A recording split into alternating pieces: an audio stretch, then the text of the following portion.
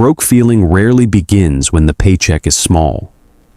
It often begins the moment the paycheck gets big enough to look impressive. A number like 140,000 lands on a screen, and suddenly everybody around it starts acting like the game is over. Parents relax. Friends assume you made it. Co-workers expect polish. LinkedIn turns that salary into a trophy. The market's noise says 6 figures equals freedom. Wealth reality says 6 figures is just gross revenue for your personal operating system, and gross revenue means nothing until the leaks, taxes, and obligations finish chewing through it. Picture 2 lives standing side by side. One person makes 70,000 and knows they need discipline. The other makes 140,000 and believes discipline can wait because the income is good now. That second person is often in more danger. They can afford every mistake just long enough to confuse survival with success. Start with the number nobody posts, not salary. Take-home pay. Watch that handsome compensation package go under fluorescent office light and come back out looking smaller, duller, almost embarrassed. Federal tax takes a slice. State tax takes another slice in many places. Social Security and Medicare keep scraping, benefits, payroll deductions, maybe insurance, maybe retirement contributions, maybe commuter costs. The giant number that made you feel powerful becomes a monthly deposit that has to fund a real human life in a very expensive city. The market's noise celebrates the headline, salary. Wealth reality lives on the net deposit. That gap is where quietly broke people are born. They are not failing because they earn too little to survive. They are failing because they build a luxury cost structure on top of a number they never actually get to keep. A 6-figure earner can walk into adulthood thinking they bought first class and slowly realize they are still flying economy, just wearing a nicer watch. Now zoom into the city where those jobs cluster. Glass towers, clean lobbies, cold elevators. The kind of neighborhood where ambition is visible in the coffee line. This is where the salary premium lives, and this is where it gets mugged. Rent for a 1-bedroom in a safe, convenient area starts behaving like a second tax bill. $3,000 a month for the right zip code. Maybe more if you want the gym downstairs, the package room, the modern kitchen, the train stop nearby, the illusion that your life is as elevated as your title. Housing doesn't ask whether you are rich, it asks whether you are nearby. High-income cities pull a trick on ambitious people. They offer bigger paychecks with one hand and invoice the lifestyle with the other. The market's noise says your city is full of opportunity. Wealth reality says opportunity often charges a monthly access fee. The person outside the city sees 140,000 and imagines excess. The person inside the city sees 140,000 and watches it turn into rent, parking, groceries, service fees, and exhaustion-priced convenience before the month even warms up. Then the fixed costs line up like creditors at a courtroom door. Apartment, car payment, insurance, student loan, utilities, phone, internet, gym, professional wardrobe, subscriptions, food that gets more expensive because you come home too drained to cook. Picture the month as an empty warehouse. On the first day, your paycheck backs in like a truck full of inventory. By the 5th day, rent rolls out the front door with 1/3 of the pallets. The car takes another bite. The loans take another.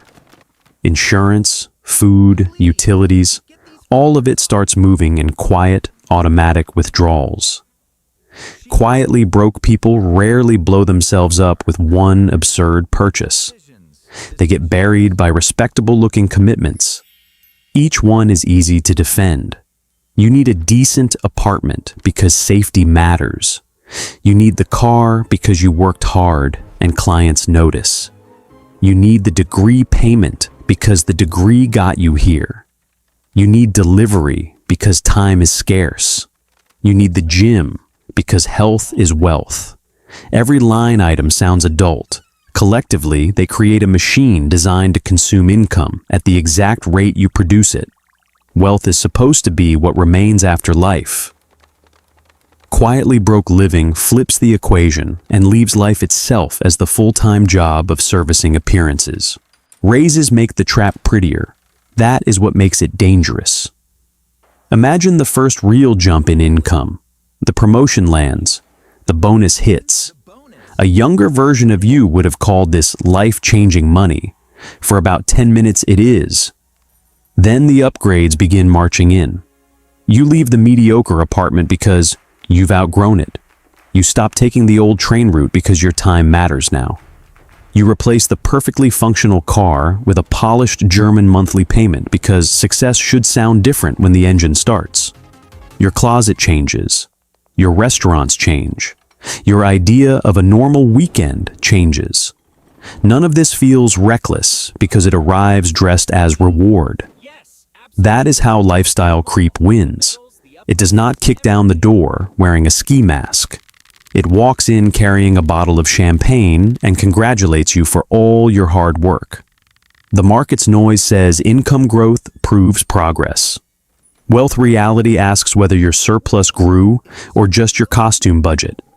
A person can double their salary and keep the exact same financial fragility if every raise gets translated into better scenery instead of stronger balance sheets. The social environment finishes what the paycheck started. High earners do not spend in isolation. They spend inside a tribe, and tribes are expensive.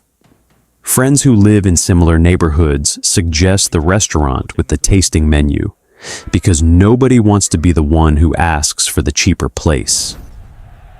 Colleagues book the boutique hotel for the wedding weekend, because everybody in the group can probably swing it. Family quietly shifts expectations because you are the successful one now.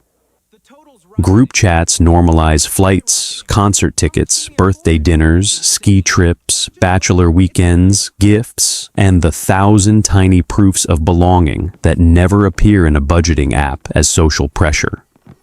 Picture a table split down the middle. On top sits a beautiful dinner, crisp wine glasses, laughter, confidence, network effects, belonging. Underneath the table are credit card balances, stress, delayed investing, and the cold recognition that nobody here is actually paying cash for the life they're displaying. The market's noise tells you the circle is inspiring. Wealth reality shows the circle can become a synchronized overspending pact. Nobody admits the strain, so everybody assumes everyone else is comfortable. That silence becomes a spending benchmark. Credit is the secret scaffolding holding up the whole theater. Banks love a person with high income and decent credit. That person looks safe from the outside, polished by payroll, and lenders reward that polish with bigger limits, cleaner financing offers, smoother approval screens. Suddenly the lifestyle has backup fuel. Want the couch? 24 months, 0 interest. Want the travel card? Huge limit, premium perks, airport lounge access, points that make consumption look strategic. Want to bridge a rough month? Easy. Quietly broke.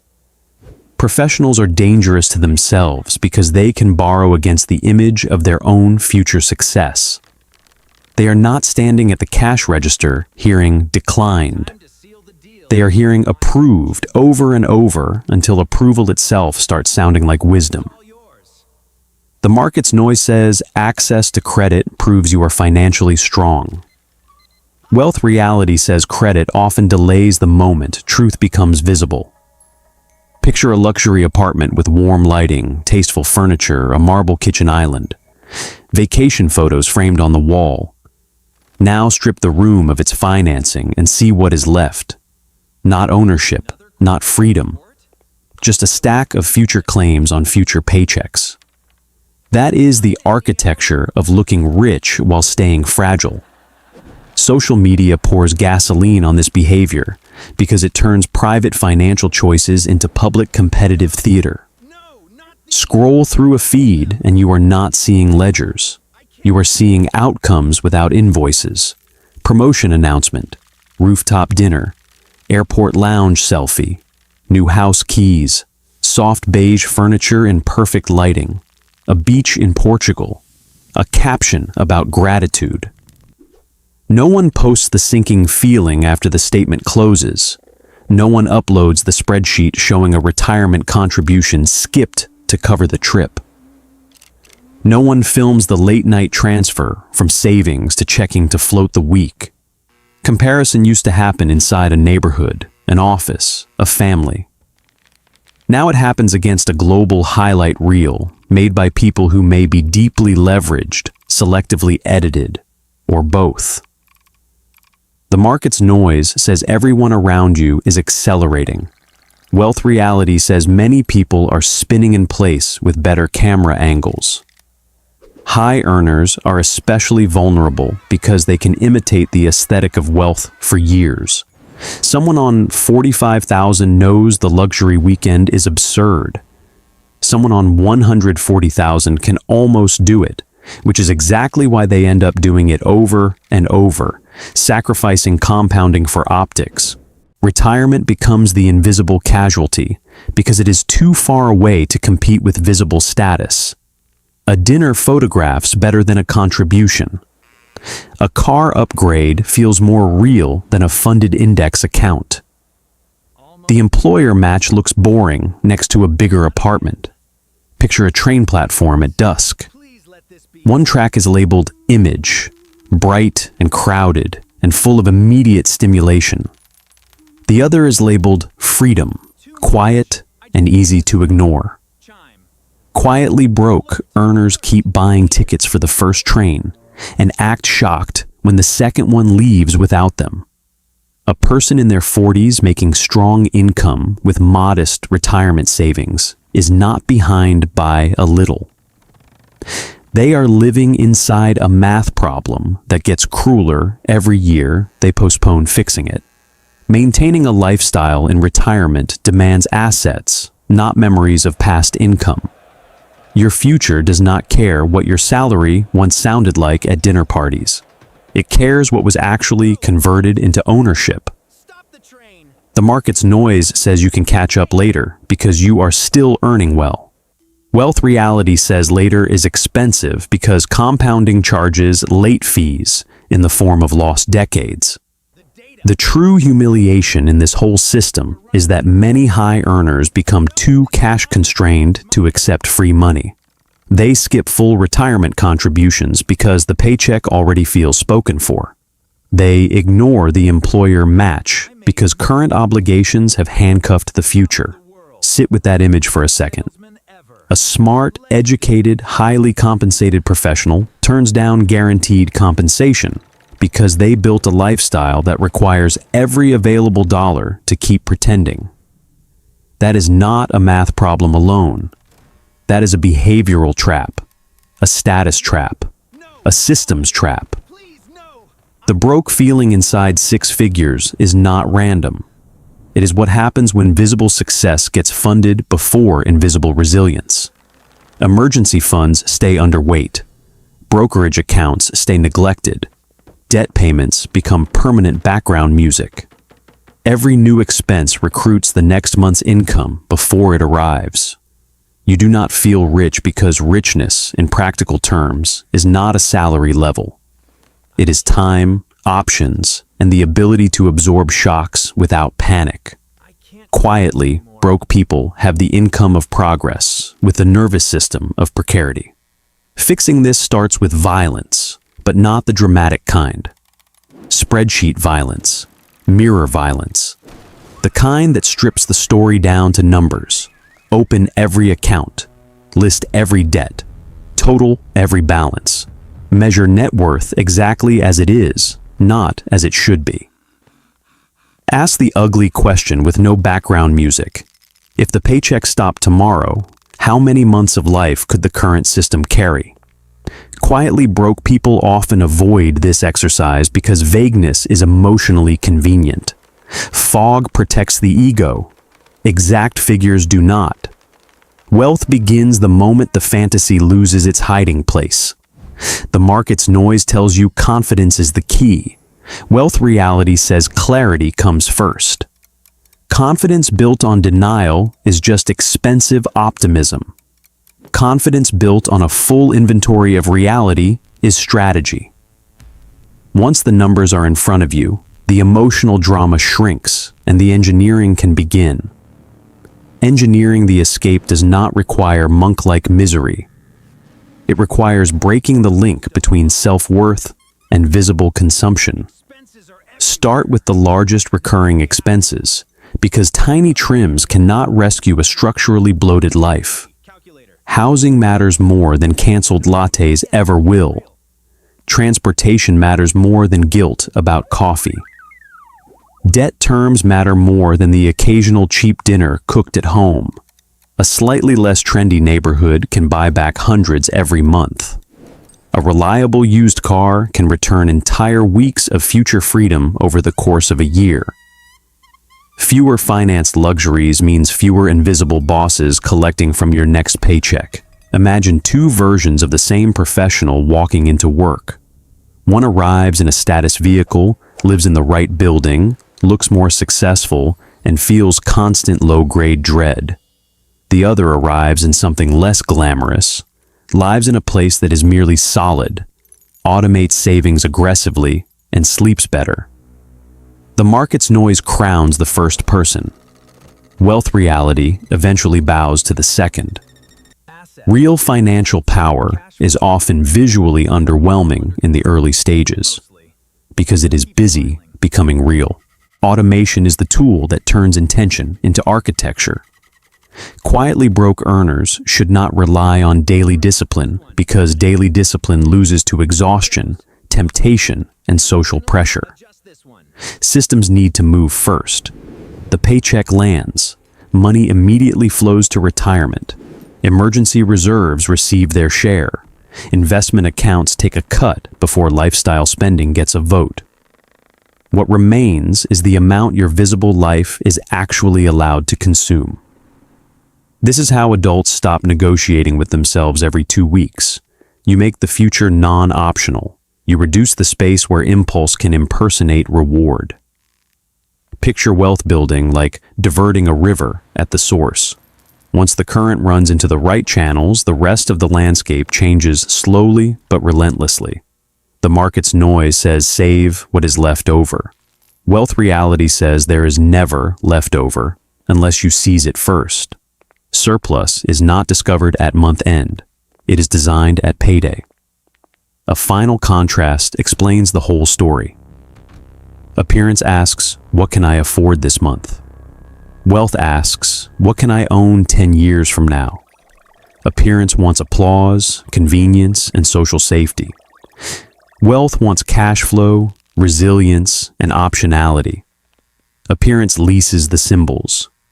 Wealth accumulates the engines. Appearance feels rich in public and anxious in private. Wealth often looks ordinary in public and sleeps peacefully in private. The quietly broke six-figure earner sits at the crossroads between those two paths every payday. One path offers polished proof for other people. The other offers invisible compounding for your future self. Most people keep choosing the first because it is immediate, social, and beautifully lit. A smaller group learns to tolerate the temporary discomfort of looking less impressive while becoming materially stronger. Years later, the difference becomes impossible to hide. One person still needs the next paycheck to preserve the set design. The other person owns enough assets, margin, and emotional calm that work becomes a choice instead of a lifeline. 6 figures can absolutely build wealth. It just cannot do it while funding every expectation attached to the image of 6 figures. That is the part people hate hearing, because it ruins the fantasy that income alone should save them. Income is raw material, nothing more. Put raw material into status, comparison, financing, and convenience, And you get an expensive life with a weak foundation. Put raw material into ownership, buffers, and automation, and you get freedom slowly taking shape behind the scenes. Quietly broke is not a permanent identity. It is a phase sustained by denial and social imitation. Break the imitation, and the math starts changing. Break the denial, and the stress starts losing oxygen. Keep the salary, but fire the performance. Keep the ambition, but redirect it toward net worth. Keep the standards, but apply them to your balance sheet, not your optics. The world may stop mistaking you for rich for a while. Good. Let it. Looking rich is a costume. Being secure is infrastructure. And infrastructure, unlike costumes, still matters when the lights go out.